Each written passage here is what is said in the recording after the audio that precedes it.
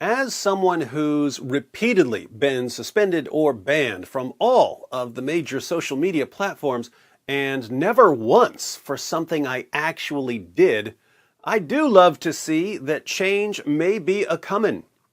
I've said before that I'll believe it when I see it, but we're at least seeing the possibility of some positive change when any sort of improvement seemed impossible just a few months ago.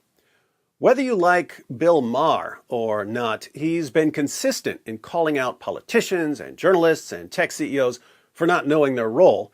And in his recent discussion of Elon Musk's takeover of Twitter, Maher defends the Babylon Bee and shows why Twitter needed some new leadership. So Maher begins with Twitter's pre-Elon view of free speech. The CEO of Twitter, well, maybe not any longer, but he was. He said, our role is not to be bound by the First Amendment. And pre-Elon Twitter is correct in that the First Amendment is about the U.S. government not interfering with free speech. The First Amendment isn't about what rules businesses can make.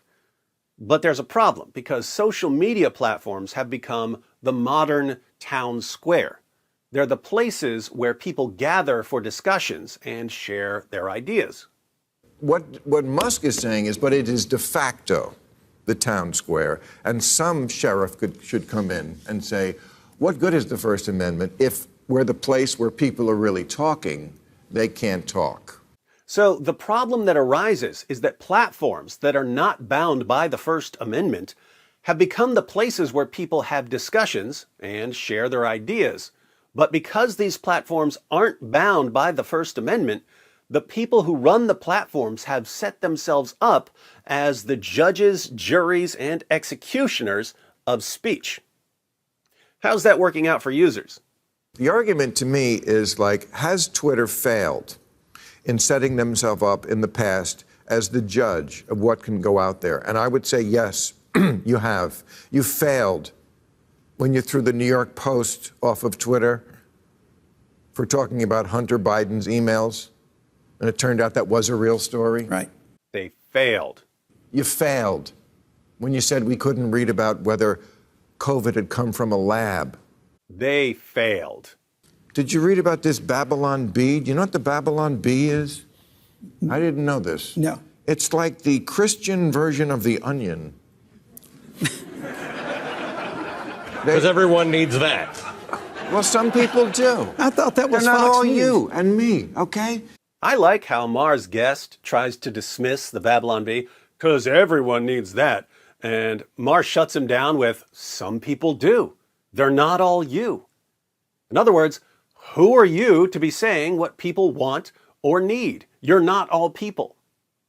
Next, Maher, who's an outspoken atheist, takes a jab at Christianity, but even then he points out that he's not everybody. It says your trusted source for Christian news and satire. I didn't know there was such a thing as Christian satire. I thought the religion itself was satire. That's me. I'm not everybody. Okay? I'm not everybody. Have a little humility, right? Don't underestimate the importance of I'm not everybody, have a little humility. Because we live in an age where a lot of people demand absolute submission to any ridiculous idea they came up with 5 minutes ago.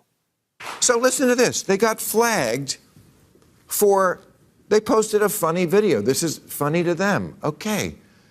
Sensitive content, Twitter said. In the video, they were making fun of Twitter for being too sensitive. They make fun of Twitter for being too sensitive, and Twitter flags it as sensitive content. This is so through the looking glass. Here's what happens in the video. This woman who, going into the Twitter building, this is, parody. This is what people do on television and have done forever. Okay, she's complaining to HR about how sensitive Twitter is.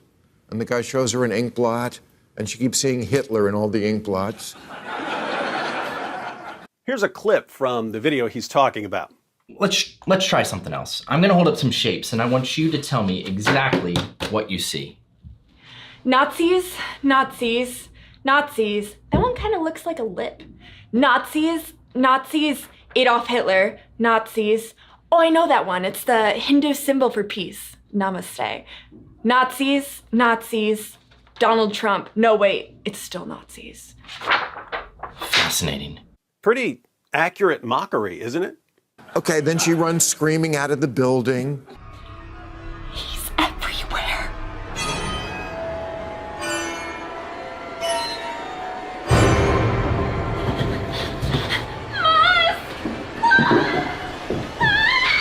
So, what should we conclude? This is well within what satire has always been.